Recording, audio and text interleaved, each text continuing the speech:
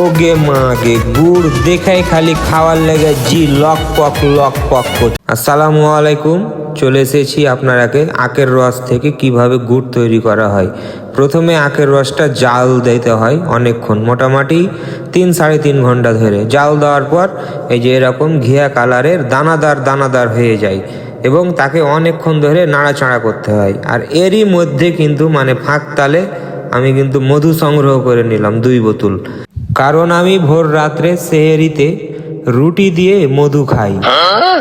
আর এই যে দেখেন গুড়টা এমনভাবে দানাদার হবে, নাড়াচাড়া করতে অনেকক্ষণ ধরে কিন্তু নাড়াচাড়া করতে হয়। নাড়াচাড়ার এক পর্যায়ে এসে কিন্তু এই যে কাঠের বাক্স করা আছে, এই কাঠের বক্সে কিন্তু সুন্দরভাবে দানাদার গুড়গুলো কিন্তু জমাট বাঁধানোর জন্য রাখা হয়। এই যে তুলছে আর রাখছে, এই যে দেখতে পাচ্ছেন আপনারা।